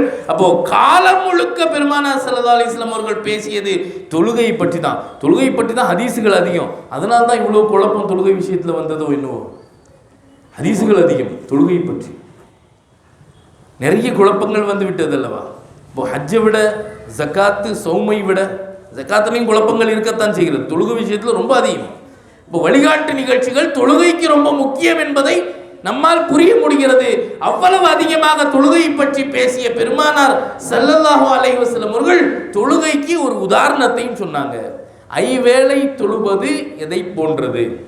ஐவேளை தொழக்கூடியவர், சரியாக தொழக்கூடியவர் யாரை போன்றவர், எப்படிப்பட்ட நிலை அது என்ற உதாரணத்தை சொன்னார். ஒரு சஹாபியிடம் சொன்னார்கள் பெருமானார் ஸல்லல்லாஹு அலைஹி வஸல்லம் அவர்கள், தோழரே, உங்கள் வீட்டு வாசலுக்கு பக்கத்திலேயே ஒரு ஆறு ஓடுகிறது, சுத்தமான ஆறு, கண்ணாடி மாதிரி தண்ணி, முகம் பார்த்தா தெரியும், தண்ணிக்கு அடியில் என்ன கல் மண் இருக்குதோ கண்ணாடி மாதிரி தெரியும். அப்படி ஒரு ஆறு ஓடுதுன்னு வச்சுக்கோங்க வீட்டு வாசலுக்கு முன்னாடியே. அந்த ஆற்றில் ஐவேளை, ஒரு நாளைக்கு 5 முறை நீங்கள் சென்று மிக சுத்தமான முறையில் குளித்து வருகிறீர்கள். ஒரு நாளைக்கு எத்தனை தடவைங்க? 5 தடவை குளிச்சுட்டு வரீங்க. அவ்வளவு ஐவேளை நீங்கள் குளித்த பிறகு சுத்தமான ஆறு அது. அந்த ஆறு உங்கள் வீட்டுக்கு பக்கத்திலேயே தான் ஓடுது. அந்த ஆற்றில் ஒரு நாளைக்கு ஐவேளை நீங்கள் குளிக்கிறீர்கள். அதன் பிறகு உங்களுடைய மேனியில் அழுக்கு ஏதாவது எஞ்சி இருக்குமான்னு கேட்டாங்க. இந்த தோழர் சொன்னார், நாயகமே, எப்படி இருக்கும் அழுக்கு? ஒரு நேரம் குளிச்சாலே சுத்தமாக இருக்கும், அதுக்கு அடுத்த நாள் குளிக்கும் போது கொஞ்சம் லேசாக அழுக்கு படிந்திருக்கும். அப்படி இருக்க ஒரு நாளைக்கு 5 முறை, அதுவும் ஓடுற தண்ணி, அதில் தண்ணி தேங்கி நிற்கலை. தேங்கி நின்றால் அதனுடைய நிலை வேறு. இது ஓடக்கூடிய தண்ணீர் கண்ணாடியை போன்று இருக்கிறது. தண்ணீரின் அடிப்பகுதி தெளிவாக தெரிகிறது, முகம் பார்க்க முடிகிறது. மிக தெளிவான தண்ணீர், ஓடக்கூடிய தண்ணீரில் ஒரு நாளைக்கு 5 முறை குளிக்கும் பட்சத்தில் அழுக்கு எங்கிருந்து நாயகமே மிஞ்சி இருக்கும்? சுத்தமாக இருப்போம் அப்படின்னு அந்த தோழர் சொன்னதும் பெருமானார் ஸல்லல்லாஹு அலைஹி வஸல்லம் அவர்கள் சொன்னார்கள், எப்படி தன் வீட்டுக்கு அருகாமையில் ஆறு இருக்க சுத்தமான ஆற்றில் ஐவேளை தொழுபவருடைய உடல் மேனி அசுத்தமாகாதோ அது போன்றுதான் ஐவேளை தொழக்கூடிய நபர், அவருடைய ஈமானில் எந்த கரையும் படிந்திருக்காது, அது மிக சுத்தமாக பரிசுத்தமாக இருக்கும். பெருமானார் ஸல்லல்லாஹு அலைஹி வஸல்லம் அவர்கள் அழகாக சொல்லி காட்டுவார்கள், ஐவேளை தொழக்கூடியவருடைய ஈமானின் நிலை மிக சுத்தமாக, அது பரிசுத்தமாக இருக்கும் என்பதை நபிகள் நாயகம் ஸல்லல்லாஹு அலைஹி வஸல்லம் அவர்கள் சொல்வார். அருமையான நல்லடியார்களே, மூத்தான பிறகு குளிப்பாட்டுறதுனால நம்முடைய உடலின் அழுக்கு நீங்குமே தவிர ஈமானில் படிந்த கரை நீங்கிறார். உடலுடைய அழுக்கு நீக்கிறதுக்கு எவ்வளோ முக்கியத்துவம் கொடுக்குறோம். குளிப்பாட்ட இடம் இல்லைனாலும் பந்தலை போட்டு ஷெட்டை கொண்டு வந்து எப்படியோ எப்பாடுபட்டாவது வந்தாச்சா, குளிப்பாற்றவர் வந்தாச்சா, அவர் வந்தாச்சா, கஃன் வந்தாச்சா. ஆனால் ஈமானின் மீது கரை படிந்திருக்க நாம் அதை எப்படி சுத்தம் செய்ய போகிறோம்? அதை சுத்தம் செய்யக்கூடிய ஒரே ஆற்றல் தொழுகையில் மட்டும்தான் இருக்கிறது. இப்போது நம்முடைய மௌத்து வரை, கடைசி வக்து வரைக்கும் நமக்குடைய தொழுகை நிறைவேற்றப்பட்டிருக்க வேண்டும். நம்முடைய மௌத்து ஃபஜ்ரா, லுஹ்ரா, அஸ்ரா, மக்ரிபா, இஷாவா என்பது அல்லாஹ்வே அறிந்தவன். ஆனால் எந்த வக்தாக இருந்தாலும் அந்த வக்துக்கு முந்தின வக்து வரை நாம் நிச்சயம் தொழுதிருக்க வேண்டும். இன்னும் சொல்ல போனால் ஒரு படி மேல், எந்த வக்து தொழுகை நேரத்தில் நம்முடைய மௌத்து முடிவு செய்யப்பட்டிருக்கிறதோ அந்த வக்து தொழுகையின் சஜிதாவில் ரூஹு பிடிக்கப்பட வேண்டும். அது உச்சகட்ட ஈமானிய பரிசுத்தத்தில் நாம் இறைவனை சந்திக்கக்கூடிய சூழ்நிலையை அது ஏற்படுத்தும். அப்போ பெருமானார் ஸல்லல்லாஹு அலைஹி வஸல்லம் அவர்கள் ஐவேளை தொழுகையை சரிவர தொழுது வருபவருக்கான உதாரணத்தை ஒரு ஆற்றை கொண்டு சொல்லி காட்டினார்கள். இப்போ தொழுகை நம்முடைய ஈமானி, நம்முடைய அந்தரங்க, நம்முடைய ஈமானிய அந்தரங்கத்தை எப்படி சுத்தம் செய்கிறது என்பதை புரிய வைப்பதற்கு பெருமானார் சொன்ன மிகப்பெரிய உதாரணம். அருமையான அல்லாஹ்வின் நல்லடியார்களே, இப்படியாக நபிகள் நாயகம் ஸல்லல்லாஹு அலைஹி வஸல்லம் அவர்கள் ஒவ்வொரு உதாரணத்திலும் நாம் புரியக்கூடிய பாட படிப்பினைகளை சொல்லித் தருவார். சொர்க்கத்துக்கு நாம் போவோம் இன்ஷா அல்லாஹ். பெருமானாரை புகழ்ந்தவர்களுக்கு இல்லாத சொர்க்கமா? பெருமானாரை புகழ்ந்து பேசிய நாவு, அந்த கேட்ட செவிகள், பெருமானாரின் பிரியத்தை தன்னுடைய இதயத்தில் வைத்து கொண்ட அந்த மனிதர்கள், அந்த முஃமின்களுக்கு இல்லாத சொர்க்கமா? நிச்சயமாக சொர்க்கத்துக்கு போவோமா இல்லையா? அந்த சொர்க்கத்துக்கு போகும்போது எப்படி போவோங்கிறதையும் உதாரணமிட்டு சொன்னார்கள் பெருமானார் சார். உதாரணத்தோடு சொன்னார்கள் பெருமானார், புரியும் வண்ணம். நம்மில் ஒவ்வொருவரும் சொர்க்கத்தில் நுழையும் பொழுது 7 நபிமார்களைப் போல இருப்போம். தன்மைகளை சொன்னார்கள். 7 நபிமார்களை உதாரணமாக சொன்னார்கள். 7 நபிமார்களின் தன்மைகளை நபிகள் நாயகம் ஸல்லல்லாஹு அலைஹி வஸல்லம் அவர்கள் உதாரணமாக சொல்வார்கள். சொர்க்கத்தில் நுழையக்கூடிய ஒவ்வொருவரும் உயரத்தில் ஆதம் அலைஹிஸ்ஸலாமை போல இருப்பார். ஹைட் எவ்வளோங்க ஹைட் இருப்பாங்க அப்படின்னா, தென்னை மரம் இருக்கு இல்லையா, தென்னை மரங்களில் நின்றுக்கிட்டே துணி காய போடுவாங்களாமா. அப்போது தென்னை மரம் எவ்வளோ ஹைட்டாக இருந்துச்சுன்னு தெரியாது. இப்போ இருக்கிற கணக்கே வச்சுக்குங்க, இப்போ எல்லாமே குட்டையாக இருக்கும் இல்லையா? அப்போது தென்னை மரம் இன்றைக்கி இருக்கிற கணக்குப்படியே வச்சுக்கிட்டா கூட ஆதம் அலைஹிஸ்ஸலாம் அவர்களுடைய சந்ததிகள் எந்த உயரத்தில் இருந்தார்கள் என்று சொன்னால், நின்று கொண்டு தென்னை மரத்தின் மீது கிளைகள் மீது துணி காய போடுவார்களாம். அந்த அளவுக்கு அவங்களுடைய உசரம் இருந்தது. இப்போ நபிகள் நாயகம் ஸல்லல்லாஹு அலைஹி வஸல்லம் அவர்கள் சொல்வார்கள், நீங்கள் சொர்க்கத்தில் நுழையும் பொழுது உயரத்தில் ஆதம் அலைஹிஸ்ஸலாமை போல, இளமை பருவத்தில் ஈசா அலைஹிஸ்ஸலாமை போல. ஈசா அலைஹிஸ்ஸலாமுடைய இளமை பருவம் உச்சகட்ட இளமை பருவம், 33 வயசு. சொர்க்கத்தில் நுழையும் போது எல்லாத்துக்கும் 33 வயசு தான். இந்த சின்ன கை குழந்தைகளாகவே இருப்பார்கள், சிட்டுக்குருவிகளாக இருப்பார்கள். இந்த குழந்தை பருவத்தை தாண்டி எல்லோரும் சரி, கிழவர்களாக வயது முதிர்ந்தவர்களாக மாறிப்போனவர்களும் சரி, எல்லாம் 33க்கு வந்துடும். 33ல் தான் நுழையும். ஈசா அலைஹிஸ்ஸலாமுடைய இளமை பருவத்தில் ஈசா அலைஹிஸ்ஸலாமை போல இருப்பீர்கள். குரல் வளத்தில் தாவூத் அலைஹிஸ்ஸலாமை போல இருப்பீங்க.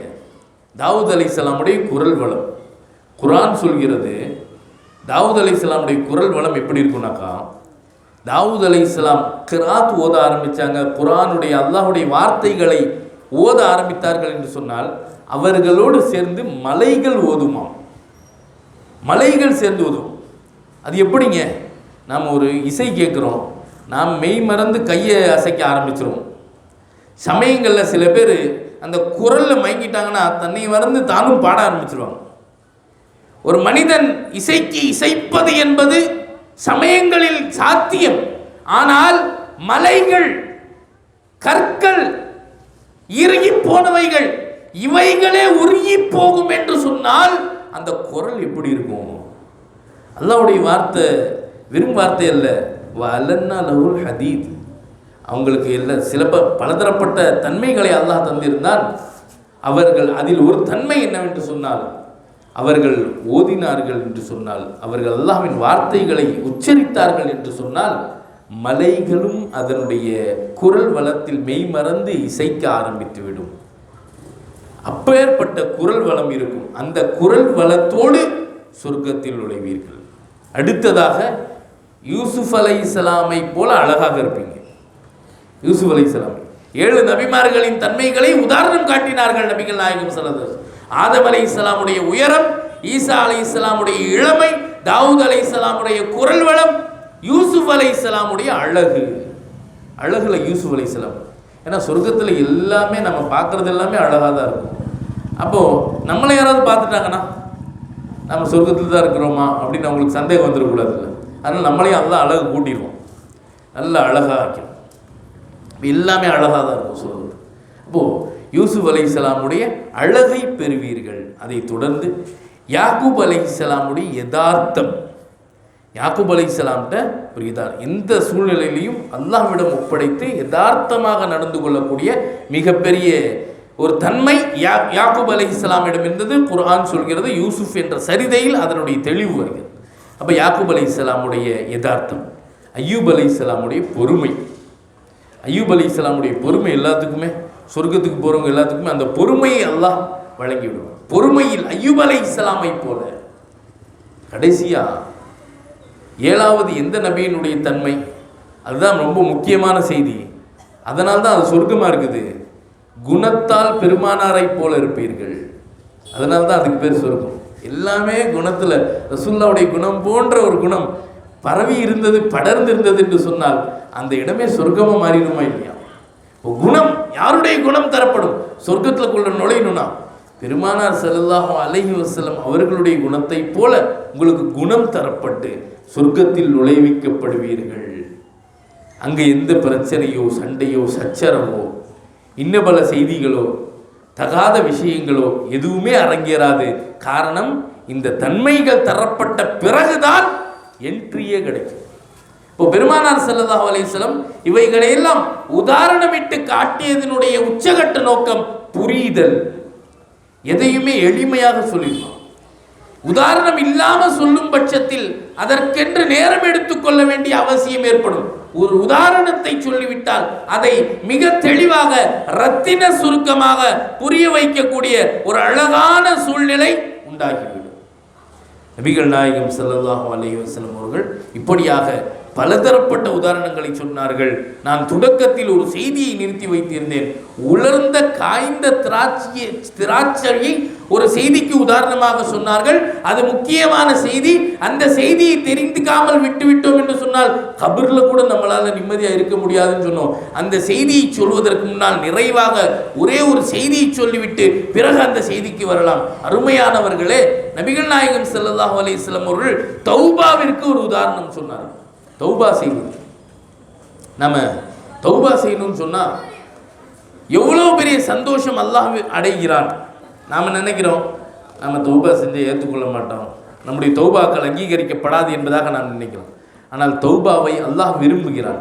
நீங்கள் மனமாற உளமாற இறைவனிடம் மண்டியிட்டு தான் செய்த தவறுகளுக்கு மன்னிப்பு கேட்டு இனி சரியான வாழ்க்கை வாழ்வதற்கான ஒரு சூழலில் வருவதை இறைவன் விருப்பப்படுகிறார். அவர் ஒரு தௌபா கேட்கும் பொழுது இறைவன் எவ்வளவு சந்தோஷப்படுகிறான் என்பதை பெருமானார் ஸல்லல்லாஹு அலைஹி வஸல்லம் உதாரணத்தோடு புரிய வைப்பார்கள். நமக்கு இந்த உதாரணம் சாதாரணமாக படலாம். அரபில் பாலைவனங்களில் வாழக்கூடிய அந்த மக்களுக்கு அந்த உதாரணத்தின் உண்மை தெரியும். ஒருவர் பயணம் செய்கிறார், ஒட்டகையில் செல்கிறார், தன்னுடைய உணவு, குடிபானம், தண்ணீர் எல்லாத்தையும் எடுத்துகிட்டு போகிறார். போய் அங்கே பாலைவனத்தின் மத்திய பகுதியில் கொஞ்சம் ஓய்வெடுக்கிறார். ஓய்வெடுக்கும் போது ஒட்டகையை ஒரு இடத்தில் நிறுத்திவிட்டு ஓய்வெடுக்கிறார். கொஞ்ச நேரம் கழித்து எழுந்திருத்து பார்க்கும்போது அந்த ஒட்டகையை காணவில்லை. அவர் கொண்டு வந்த உணவு, அதில் தான் அவர் குடிப்பதற்கான தண்ணீரும் இருக்கிறது, எல்லாம் இருக்க அந்த ஒட்டகையை காணவில்லை. எழுந்திருத்து பார்க்குறாரு, கண்ணு கெட்டின தூரம் வரைக்கும் அந்த ஒட்டகம் இல்லை. இப்போ இவருக்கு தாகமும் அதிகம் இருக்கிறது, பசியும் இருக்கிறது, உச்சகட்ட வெயிலும் இருக்கிறது. இந்த நேரத்தில் ஓடுகிறார், கிழக்கே மேற்கே ஓடுகிறார், அந்த ஒட்டகத்தை தேடுகிறார். கடைசி வரைக்கும் அது கண்ணில் படலை, தென்படவே இல்லை, அது போன தடமே தெரியவில்லை. அவ்வளவு பெரிய குழப்பம். இப்பொழுது ஓடி ஆடி இன்னும் பசி அதிகமாகிவிட்டது, தாகம் அதிகரித்து விட்டது, உயிர் பிரியும் தருணத்திற்கே வந்து விட்டார். இப்போ கடைசி அவர் முடிவு செய்கிறாரு, இனி நாம மௌத்தாகிறது உறுதி, போய் அந்த நிழலையே படுத்துடலாம், அப்படியே மௌத்தாயிடலாம். நாம் இங்கே வெகுண்ட இந்த வெயிலில், இந்த வேகக்கூடிய மணலில் புரண்டு நம்முடைய உடல் விழுவதை விட ஒரு ஓரமாக நாம் படுத்து உயிரை விட்டு விடலாம். ஏன்னா நம்முடைய உயிர் பிரியக்கூடிய நிலை அளவுக்கு நாம் வந்துவிட்டோம்.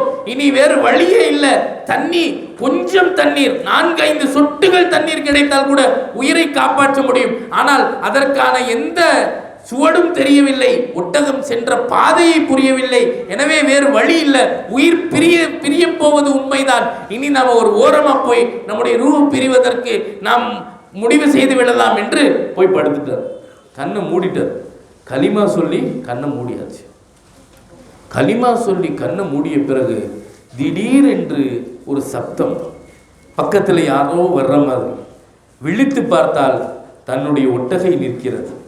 அந்த ஒட்டகையில் தன்னுடைய உணவு, அந்த நீர், தன் பருகக்கூடிய தண்ணீர் எல்லாமே இருக்கு. இப்போ இந்த மனிதர்களுடைய சந்தோஷம் எவ்வளவு பெரிய சந்தோஷமாக இருக்கும், வார்த்தைகளால் சொல்லிட முடியாது. போன உசுறு திரும்பி வந்தது, உசுரே திரும்பி வந்த மாதிரி. சாதாரண தருணம் அல்ல அந்த தருணம். நமக்கே கொஞ்சம் வெயில்ல அப்படி அலைஞ்சிட்டு வந்து ஒரு இடத்துல நின்று தண்ணி வாங்கி குடிக்கும் போது அந்த தண்ணி குடிக்கிற தருணம் எப்படி இருக்கும், சொத்தையே கொடுக்கிற அளவுக்கு நம்ம தயாராகிருக்கும். அந்த தண்ணீருடைய சந்தோஷம், அந்த குளிர்ந்த நீர் தொண்டைக்குழியில் இறங்கும் பொழுது இருக்கும் ஆனந்தம் அவ்வளவு பெரிய நியமத்தாக தெரியும். அது பெயர்பட்ட நிலையில் இங்கே சக்கராத்துடைய நிலை, உயிர் பிரியக்கூடிய தருணத்தை நெருங்கிவிட்ட சூழ்நிலையில் கடைசி நேரத்தில் வந்து நிற்கிறது அந்த ஒட்டகை. உணவோடு குடிபானத்தோடு வந்து நிற்க அந்த மனிதனின் மகிழ்ச்சி எவ்வளவு இருக்குமோ அதை விட 100 மடங்கு அதிகமாக நாம் தௌபா கேட்டால் அல்லாஹ் சந்தோஷப்படுகிறான் என்பதை சொன்னார்கள் பெருமானார். இதை விட 100 மடங்கு அதிகமாக தௌபாவின் நிலையை பெருமானார் நமக்கு புரிய வைப்பது ஒரு உதாரணத்தை சொல்லி, ஒரு உன்னத உதாரணத்தை சொல்லி அதனுடைய உண்மை நிலையை புரிய வைக்கக்கூடிய ஒரு சிறப்பான உதாரணம். இந்த தருணத்தில் பெருமானார் ஸல்லல்லாஹு அலைஹி வஸல்லம் அவர்கள் அந்த உதாரணத்தை சொல்லும் பொழுது உண்மையில் சஹாபாக்கள் எல்லாம் மெய் சிலிர்த்து போனார்கள். அந்த தோழர், அந்த ஒட்டகை காணாமல் போனவருடைய நிலையை பற்றி சொல்லும் பொழுது அங்க இருக்கிறவங்களுக்கு தான் அந்த வேதனை தெரியும். ஏன்னா வெகுண்ட பயணத்தில் தண்ணீர் இல்லாமல் சுரண்டு விழுந்து உயிர் விட்டவர்கள் ஏராளம். தண்ணீர் இல்லாமல் உயிர் போன உயிர்கள் என்பது ஏராளம். அது பாலைவனங்களில் எல்லாம் சாதாரண விஷயம். அடிக்கடி அந்த மாதிரி விஷயங்கள் தான் நடக்கும். அதனால்தான் தோல் துருத்திகளில் தண்ணீரை வச்சிருப்பாங்க. தோல் துருத்திகள் ரொம்ப சீக்கிரமாக அது சுண்டி போயிடாது தண்ணி. இங்கே நாம் வச்சிருக்கிற மாதிரி பிளாஸ்டிக் பாட்டிலில் வச்சுட்டு போனீங்கன்னாக்கா 10-100 அடி நடந்து போகிறதுக்குள்ளே பாட்டிலில் இருக்கிற தண்ணியெல்லாம் சுண்டி போயிடும். அந்த அளவுக்கு வெயிலும் வெக்கையும் இருக்கும். அங்கே தோல் துருத்திகளை பைகளாக பயன்படுத்துவார்கள். அப்படியாக பயன்படுத்தி அதை கொண்டு செல்லும் போது கூட சமயங்களில் அது தீர்ந்து போன பிறகோ அல்லது சமயங்களில் அது தொலைந்து போய்விட்ட நிலையிலோ உயிர்கள் போகக்கூடிய சூழ்நிலை ஏற்படும். இந்த உதாரணத்தை சொல்லி அவருக்கு உசுரே திரும்பி வந்தது என்று சொல்லும் பொழுது சஹாபாக்கள் அந்த சந்தோஷத்தை உணர்ந்தார்கள். அப்போ இதைவிட 10 மடங்கு ரப்பு சந்தோஷம் அடைகிறான் என்று சொன்னால் தௌபாவை அல்லாஹ் விரும்புகிறான். நாம் தௌபா செய்ய வேண்டும் என்ற தௌபாவின் விஷயத்தை அதனுடைய அவசியத்தை புரிந்து கொண்டார்கள் சஹாபாக்கள். நபிகள் நாயகம் ஸல்லல்லாஹு அலைஹி வஸல்லம் அவர்கள் எதையுமே உதாரணம் சொல்லி புரிய வைப்பதை வழமையாக கொண்டிருந்தார்கள். அப்படியாக சொன்ன உதாரணங்களில் ஒன்றுதான் நபிகள் நாயகம் ஸல்லல்லாஹு அலைஹி வஸல்லம் அவர்கள் உலர்ந்த காய்ந்து போன திராட்சையை உதாரணமாக சொன்னார்கள். எதற்கு உதாரணமாக சொன்னார்கள், யாருக்கு உதாரணமாக சொன்னார்கள்? நபிகள் நாயகம் ஸல்லல்லாஹு அலைஹி வஸல்லம் அவர்கள் சொன்னார்கள், கியாம நாளின் நெருக்கத்தில் ஒருவன் வருவான், அவனுடைய உருக்கன் நன்றாக இருக்கும், அவனுடைய மறுகன் உலர்ந்த திராட்சை பழத்தை போல இருக்கும், காய்ந்து சூம்பி சுண்டி போன உலர்ந்த திராட்சை பழத்தை போல. உதாரணத்தை சொல்லி புரிய வச்சுட்டாங்க. நல்ல மைண்டில் ஃபிக்ஸ் பண்ணிக்கிங்க. அவன் வேற யாரும் இல்லை, தஜ்ஜால் என்பதாக நபிகள் நாயகம் ஸல்லல்லாஹு அலைஹி வஸல்லம். இந்த தஜ்ஜால் அவன் வர்றதுக்குள்ளே தான் நாம் போயிடுவோமே அப்படின்னு யாரும் சாதாரணமாக எடுக்க வேண்டாம். ஒவ்வொரு கபரையும் தட்டுவான், ஒவ்வொரு கபரையும் தட்டுவான். அவன் வாழும் காலம் என்பது ஒரு நீண்ட காலம். சில அறிவிப்பின்படி 40 ஆண்டுகள் என்பதாக வருகிறது. சில அறிவிப்புகளில் 10, சில அறிவிப்புகளில் 7, சில அறிவிப்புகளில் 70க்கும் மேற்பட்ட ஆண்டுகள் என்கின்றவெல்லாம் கூற்றுகள் இருக்கிறது. அப்போ நீண்ட காலம் வாழக்கூடியவன். இந்த பக்கம் எல்லாம் எப்படிங்க அப்படின்னு சொன்னால் எல்லா பக்கமும் வரும். அவனுக்கு ஒரு 8ங்கிறது ஒரு 4 கிலோமீட்டருக்கு ஒரு 8 தான். அப்போ ரொம்ப சீக்கிரமாக ஊருக்குள்ளே நுழைகிறதுக்கான வாய்ப்புகள். அப்போ ஒவ்வொரு கபரும் அவனால் தட்டப்பட்டு எழுப்பப்படும். அந்த ஆற்றலை அல்லாஹ் தந்திருக்கிறான். நான் தான் ரப்பு என்று சொல் என்பான். பெருமானார் ஸல்லல்லாஹு அலைஹி வஸல்லம் இந்த உதாரணத்தை சொல்லிவிட்டு சொன்னார்கள், அவனுடைய ஒரு கண் காய்ந்த உலர்ந்த சூம்பி போன திராட்சையை போல இருக்கும். அவன் ஒற்றை கண்ணனாக இருப்பான். விளங்கிக் கொள்ளுங்கள், தெரிந்து கொள்ளுங்கள், நினைவில் வைத்துக் கொள்ளுங்கள், மனதில் பதிய வைத்துக் கொள்ளுங்கள். உங்களுடைய இறைவன் ஒற்றை கண்ணன் அல்ல. அல்லாஹ் ஒற்றை கண்ணன் அல்ல. அதுதான் அவனுக்கு அல்லாஹ் வைத்திருக்கக்கூடிய அடையாளம். அந்த அடையாளத்தை அவனால் மாற்றவே முடியாது. இந்த அடையாளத்தோடு தான் வந்து நிற்பான். அதை பார்க்கும் பொழுது நீங்கள் விளங்கிக் கொள்ளுங்கள், இவன் ஒற்றை கண்ணன் தஜ்ஜால் என்று விளங்கி. இன்னல்லாஹ லைஸ பிஆவர், நிச்சயமாக இறைவன் ஒற்றை கண்ணன் அல்ல, அல்லாஹ் ஒற்றை கண்ணன் அல்ல. அவன் வந்து தன்னை அல்லாஹ் என்று சொல்வான். உன்னை எழுப்பி விட்டேன், மண்ணோடு மண்ணாக மக்கி போய் கிடந்தாய். உன்னுடைய எலும்புகள், உன்னுடைய உதிரங்கள், உன்னுடைய உடல் பாகங்கள் அத்துணையும் காணாமல் போயிருந்தது. ஒன்று சேர்த்தது நான் தானே, அப்ப நான் தானே ரப்பு சொல்லுன்னு சொல்லுவான். அப்போ நமக்கு தான் அல்லாஹ் தான் ஹிதாயத்தை காட்டும். ஞாபகம் வச்சிருக்க போறோமா? ஏதோ ஒரு பயத்தை கேட்ட மாதிரி ஞாபகங்க. எவனோ ஒருத்தன் வந்து எழுப்புவான், கண்டிப்பாக கேட்பான். அது கேட்பவர்களுக்கு மட்டுமல்ல, சொல்பவருக்கும் சரி. அல்லாஹ் நாடி நினைவூட்டினால்தான் உண்டு. அல்லாஹுடைய கருணை கொண்டு தான் நம்ம காப்பாற்றப்படுவோம். இப்போ அந்த நேரத்தில் ஏன்னா திடுக்கம், சாதாரண திடுக்கம் இல்லை, கபர்லேருந்து எந்திரிக்கும் போது இருக்கக்கூடிய திடுக்கம் இருக்குது. சும்மா கொஞ்ச நேரம் தூங்கி ஒருத்தர் தடதடன்னு எழுப்பி விட்டாலே என்ன ஏதுன்னு பதட்டப்பட்டு எந்திரிக்கணும். அங்கே பல ஆண்டுகள் தூங்கும் பொழுது திடீர்னு எழுப்பப்படும் பொழுது, ஈசா அலைஹிஸ்ஸலாம் ஒரு கபரை தட்டி எழுப்பினாங்களா இல்லையா? ஈசா அலைஹிஸ்ஸலாம் போனாங்க, ஒரு கபரை தட்டி தன்னுடைய நபித்துவத்தை நான் நபி என்பதை நிரூபிப்பதற்காண்டி ஒரு கபரை தட்டினாங்க. எல்லாம் மக்கள் கேட்டுக்கிட்டாங்க, ஒரு கபரை தட்டி எழுப்பி காட்டுங்க பார்க்கலாம். அல்லாஹ் அந்த ஆற்றலை கொடுத்தான். நீங்கள் தட்டுங்க, கும்பி இதுனில்லா, அல்லாஹ்வுடைய அனுமதியை கொண்டு எந்திரி நீங்கள் சொல்லி தட்டுங்க, நான் எழுப்புறேன்னு அல்லாஹ் சொன்னான். அதனால கூட்டிகிட்டு போய் மக்களை தான் நிப்பாட்டி தட்டினாங்க. ஒருத்தர் டக்குன்னு எந்திரிச்சிட்டார். எழுந்திருத்த பிறகு பார்த்தா அவருடைய பாதி தலை நரைத்து இருந்ததாம். சரி, பாதி தலை நரைத்து போயிருந்தது, மீதி பாதி கருமையாக தான் இருந்தது. அப்போ ஈசா அலைஹிஸ்ஸலாம் அவர்கிட்ட பேசிட்டு நீங்கள் யார் என்ன எதுன்னு கேட்டாங்க.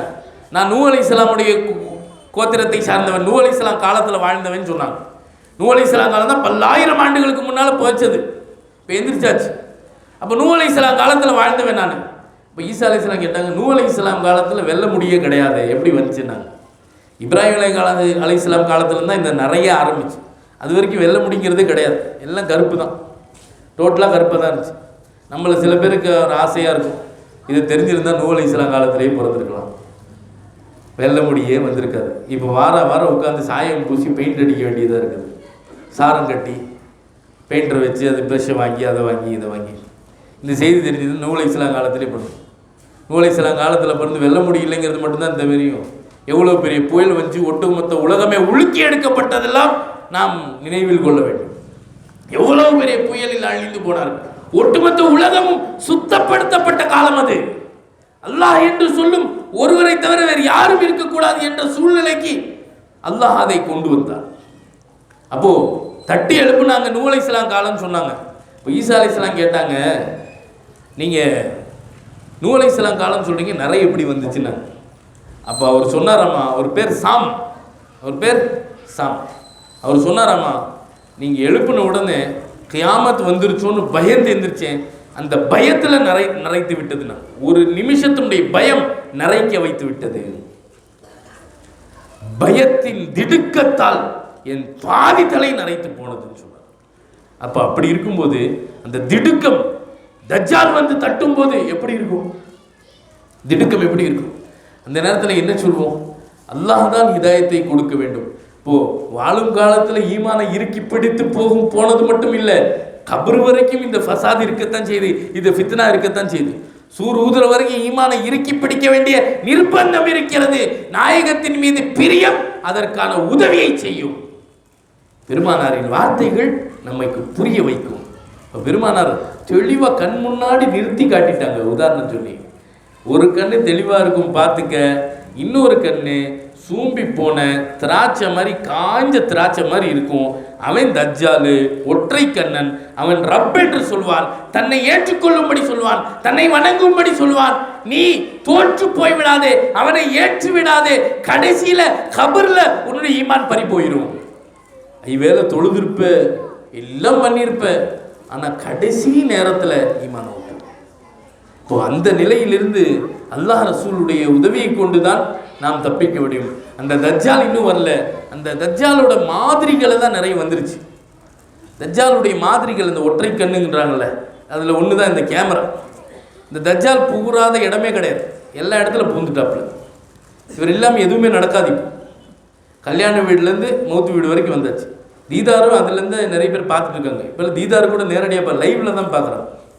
எத்தனை லைக் போயிருக்குன்னா அதுக்கப்புறம் பேசிக்கிறாங்க அடக்கம் பண்ணோன்னே. பெருத்தாவுக்கு நிறைய லைக்கு பரவாயில்ல, உங்கள் சிந்தாவுக்கு கொஞ்சம் கம்மியாக தான் வந்துச்சு இல்லை லைக்ஸு அவருடைய தீதாருக்கு. இதுலெல்லாம் லைக்கை அளக்க வேண்டியதுன்னு தெரியாமல் போச்சு. அப்படி இவர் இந்த தஜ்ஜால் மாதிரி தஜ்ஜால் எப்படி நுழையாத இடம் இல்லையோ அதுபோல இவர்களுடைய தலைவன் ஒரிஜினல் தஜ்ஜால் இருக்கான்ல, அவன் நுழையாத இடமே இருக்காது. எல்லா கபிரிஸ்தானுக்கும் வருவார், எல்லாத்தையும் தட்டி எழுப்புவார். அல்லாஹ் தான் பாதுகாக்க வேண்டும். நபிகள் நாயகம் ஸல்லல்லாஹு அலைஹி வஸல்லம் அவர்கள் அந்த உதாரணத்தை சொல்லி அதை விளக்கி சொல்லி நீங்கள் அது விஷயத்தில் பாதுகாப்பை வேண்டி அல்லாஹ்விடம் துஆ செய்து கொள்ளுங்கள், வாழும் காலத்திலேயே அல்லாஹ்வுடைய உதவியை வேண்டி விரும்பி கேட்டு வைத்துக் கொள்ளுங்கள் என்று சொன்னது மட்டுமல்லாமல், எவருடைய உள்ளத்தில் யாசீன் இடம் பிடித்திருக்குமோ அவரை அந்த தஜ்ஜால் தீண்ட முடியாது. மட்டுமல்ல, எவருடைய உள்ளத்தில் அல்லாஹ்வின் திருநாமங்கள் இடம் பிடித்திருக்குமோ அவரை அந்த தஜ்ஜால் தீண்ட முடியாது. மட்டுமல்ல, எவருடைய உள்ளத்தில் என் மீது பாசம் இருக்குமோ அவரையும் அந்த தஜ்ஜால் தீண்ட முடியாது என்று சொன்னார்கள். இந்த கூட்டம் பாதுகாக்கப்பட்ட கூட்டம். ஆமீன் சொல்லுங்களேன். தஜ்ஜாலுடைய ஃபித்னால இந்த கூட்டம் பாதுகாக்கப்பட்டது. பெருமானாரின் சபை, பெருமானாரின் வார்த்தைகள், பெருமானாரின் செய்திகளை கேட்பதின் மீது பிரியம், பெருமானாரின் மீது ஆசை, இவர்கள் தஜ்ஜாலில் இருந்து பாதுகாக்கப்பட்டவர்கள். ஏன் தெரியுமா? பெருமானார்னு சொன்னாலே தஜ்ஜால் நடுங்கிடுவான். எல்லா இடத்துக்கும் வருவான், ஹரமைனுக்கு வரமாட்டான், மதீனாவுக்கு வரமாட்டான். மதீனாவுக்குள் நுழைய முடியாது. அதனால் தானே நிறைய பேர் நம்மளுடைய முன்னோர்கள் மௌத்தானா மதீனால மௌத்தானும் ஜன்னத்தில் பக்கி வேணும்னு கேட்குறாங்கன்னு நினைக்கிறேன். ஏன்னா தஜ்ஜால் அங்கே வரமாட்டான், யாரையும் எழுப்ப மாட்டான், டிஸ்டர்ப் பண்ண மாட்டான். அப்படி ஒரு சேஃப்டி அங்கே இருக்கு. ஒருவேளை பெரியோர்கள் நிறைய பேர் இந்த செய்திகளை தெரிஞ்சு வச்சிருக்கவங்க, இந்த ஜன்னத்துல் பக்கி கிடைச்சா நல்லா இருக்கும், ஜன்னத்துல் முஅல்லா கிடைச்சா நல்லா இருக்கும் அப்படின்னு ஆசிப்பதனுடைய நோக்கம் அது ஒன்றாக கூட இருக்கலாம் என்று நினைக்கிறேன். ஏன்னா தஜ்ஜால் வராத மற்ற எல்லா பக்கமும் அவனுடைய ஃபித்னா, அவனுடைய ஃபசாது, அவனுடைய குழப்பம் என்பது இருக்கத்தான் செய்யுமே தவிர, மதீனா, மக்கா, ஹரம் பகுதிகளில் குறிப்பாக பெருமானாரை நேசிப்பவர்களை கண்டால் நடுநடுங்கி போகக்கூடியவன். என் மீது உள்ள பிரியம் அவனுடைய குழப்பத்தை விட்டு உங்களை பாதுகாக்கும் என்பதாக பெருமானார் ஸல்லல்லாஹு அலைஹி வஸல்லம் அவர்கள் சொல்வார்கள். இப்படி பெருமானார் சொன்ன ஒவ்வொரு உதாரணத்திலும் பலதரப்பட்ட பாட படிப்பினைகள் பொதிந்திருக்க, நாம் குர்ஆனிய உதாரணங்களையும் பெருமானாரின் வார்த்தைகளில் சொல்லப்பட்ட உதாரணங்களையும் புரிய விளங்க முயற்சி செய்ய வேண்டும். அதன் மூலம் நமக்கு அநேக பாட படிப்பினைகள் கிடைக்கும் என்பதில் ஐயம் கிடையாது. எல்லாம் வல்ல இறைவன் பெருமானாரின் வார்த்தைகளையும் வாழ்க்கையும் சரியாக புரிந்து விளங்கி அதன்படி வாழக்கூடிய உயர்ந்த தௌஃபீக்கினை நம் எல்லோருக்கும் தந்தர் புரிவானாக. வாஹிர் தாவானா அல்ஹம்துலில்லாஹி ரப்பில் ஆலமீன். நிறைவாக ஒரு செய்தி வரும் பொழுது நம்முடைய பகுதியைச் சேர்ந்த மிஃப்தாஹுல் ஜன்னா மதரசா கட்டிடத்தை பார்வையிட்டோம். உண்மையில் அல்ஹம்துலில்லாஹ் பிரம்மாண்டமான தோற்றம், கரெக்டான அழகான அமைப்பு, பாடத்திட்டங்களுக்கும் பாடங்களை நடத்துவதற்கும் தனித்தனி பாதைகள் அமைக்கப்பட்டு பெண் பிள்ளைகள் பர்தாவை பேணக்கூடிய சூழ்நிலை உருவாக்கப்பட்டு மிக துல்லியமாக அந்த கட்டிட வேலை நிறைவு பெறக்கூடிய தருணத்தை அடைந்திருக்கிறது. அதில் ஒரு பெருமைப்படக்கூடிய செய்தி என்னவென்று சொன்னால், விசாரித்த போது சொன்னார்கள், அல்லாஹ்வுடைய உதவியை கொண்டு இதனுடைய கட்டிடத்தின் ஒட்டுமொத்த வேலையும் பெரும்பாலும் 90% ஊர் மக்களால் செய்யப்பட்டதுதான். அல்லாஹ் உங்களுக்கு பரக்கத் செய்வானாக. உண்மையிலேயே இந்த ஊரை சேர்ந்த ஒரு ஆலிம் என்ற அடிப்படையில் நான் பெருமைப்படுகிறேன், மிக சந்தோஷமாக இருக்கிறது. நம்முடைய நோக்கமும் அதுதான். நம்முடைய ஊர் தேவை நாமளே பூர்த்தி செஞ்சுக்கிறோம். ஒவ்வொரு ஊரினுடைய பள்ளிவாசல் மதரசாவின் தேவை என்று பிற ஊருக்கு செல்வது என்பது அந்த ஊர் மக்களுக்கு ஏற்படக்கூடிய மிகப்பெரிய ஒரு கேவலமாக தான் நாம் பார்க்கிறோம். அப்படி நாம் வெளியே கொடுக்கக்கூடியதில்லை. நம்முடைய வீட்டு விசேஷத்தை நாம் 4 பேர்கிட்ட வெளியே போய் கேட்டால் செய்வோம். முடிஞ்ச அளவுக்கு நாம எப்படி அதற்கு தயாரிப்புகளை செய்வோமோ அதுபோல் நம்முடைய ஊரை சேர்ந்த பள்ளிகள் மதரசாக்கள் என்று சொன்னால் நாம அதுக்கு முன் வர வேண்டும். அந்த அடிப்படையில் நம்ம வர்றவங்கள்ட்ட எல்லாம் ஊருக்குள்ளேயே அந்த தேவைகளை பூர்த்தி செஞ்சு முடிங்கன்னு சொல்றது உண்டு. ஆனால் இந்த ஊரை பொறுத்த மட்டில், இந்த பகுதியை பொறுத்த மட்டில் இதனுடைய முழு 90% வேலைகளுக்கான உதவிகள் இந்த ஊர் மக்கள் மூலியமாக தான் வந்தது என்பதாக சொல்லும் பொழுது பெருமையாக இருந்தது. அல்லாஹ் உங்களுக்கு பரக்கத் செய்வானாக, இந்த பொறுப்புதாரிகளுக்கு அல்லாஹ் ரஹ்மத் செய்வானாக. இன்னும் கொஞ்சம் எஞ்சி இருக்கிறது. கிட்டத்தட்ட தெளிவாக சொல்லணும்னு சொன்னால் யானை எல்லாம் முடிஞ்சு இனி சங்கிலி மட்டும்தான் வாங்கி கட்ட வேண்டியது இருக்கு. அதையும் உங்கள் சார்பில் நீங்களே பூர்த்தி செய்து தருவீர்கள் என்ற நம்பிக்கை இருக்கிறது. ஆன போதிலும் தாமதம் இல்லாமல் துரிதமாக முடித்தால் பெண் பிள்ளைகளுக்கு பிரயோஜனமாக இருக்கும். நமக்கெல்லாம் ஞாபகம் இருக்கும், பழச கிளறன்னு நினைக்காதீங்க. சிஏ என்ஆர்சியில் இது மாதிரியான கூட்டங்களில் பெண்கள் தங்கத்தை எல்லாம் கொண்டு வந்து போட்டாங்க. ஏன்னா நம்முடைய உரிமை நாம் விட்டுவிடக் கூடாது. நாம இந்த ஊரினுடைய மக்கள், இந்த நாட்டை சேர்ந்தவர்கள் என்பதுக்கு ஆபத்து வந்து விட்டதா என்றெல்லாம் அந்த சூழ்நிலை வரும் பொழுது தங்கத்தை, தன் ஆபரணத்தை எல்லாம் கொடுக்கக்கூடிய ஒரு சூழ்நிலை ஏற்பட்டது. அந்த நேரத்தில் நாம் இந்த மண்ணின் மைந்தர்கள் என்பதற்கு அத்தாட்சியாக ஆதாரமாக இருந்தது என்ன தெரியுமா? பள்ளிவாசல்களும் மதரசாக்களும் தான். நாம் இன்னைக்கு இருப்போம், போயிடுவோம், நாளை சந்ததிகளுக்கும் அதுதான் சான்று. இந்த பழமையான பள்ளிவாசல்கள், இந்த மதரசாக்கள் எந்த ஊரில் நுழைந்தாலும் அங்கு மதரசாக்கள் பள்ளிவாசல் பார்க்கும்போது தான் இந்த ஊரில் களிமா சொன்ன முஸ்லீம்கள் இருக்காங்கிறதுக்கு அத்தாட்சியாக தான். இப்போ நாம் இருக்கிறோம், நம்முடைய பூர்வீகம் இதுதான், நம்முடைய பாரம்பரியம் இதுதான் என்பதை எடுத்து காட்டக்கூடிய அத்தாட்சிகள் மதரசாக்கள், பள்ளிவாசல்கள். அதை நாம் உறுதியாக பலப்படுத்த வேண்டும். அப்படி இருக்கும் பட்சத்தில் யாரும் நம்முடைய இந்த பகுதியை விட்டும் நம்மை அசைத்து விட முடியாது. அப்படி இருக்கும் பட்சத்தில் அதனுடைய தேவைகளை அல்லாஹ்வுடைய உதவி கொண்டு அதிகமாக செய்து தந்திருக்கிறீர்கள். அது நிறைவு பெறக்கூடிய தருணமாக இருக்கிறது. துரிதமாக அதனுடைய உதவிகளையும் செய்து முடித்து கூடிய விரைவில் இன்ஷா அல்லாஹ் மிக சிறப்பான ஒரு திறப்பு விழாவோடு இன்ஷா அல்லாஹ் நாம் சந்திக்கக்கூடிய நேரத்தை அல்லாஹ் ஏற்படுத்தி தருவானாக. வாய்ப்பளித்தமைக்கு நன்றி கூறி வார்த்தைகளை நிறைவு செய்கிறேன். வாஹிர் தாவானா அல்ஹம்துலில்லாஹி ரப்பில் ஆலமீன். அஸ்ஸலாமு அலைக்கும் வரஹ்மத்துல்லாஹி. அல்ஹம்துலில்லாஹி ரப்பில் ஆலமீன். அல்லாஹும்ம ஸல்லி அலா சய்யிதினா முஹம்மதின் وعلى آل سيدنا محمد وبارك وسلم عليه. اللهم ربنا تقبل منا إنك أنت السميع العليم وتب علينا يا ربنا إنك أنت التواب الرحيم. اللهم ربنا آت أنفسنا تقواها وزكها أنت خير من زكاها وأنت وليها ومولاها برحمتك يا أرحم الراحمين. وصلي وسلم على حبيبك سيدنا محمد وآله وأصحابه أجمعين. آمين برحمتك يا أرحم الراحمين. والحمد لله رب العالمين. صلى الله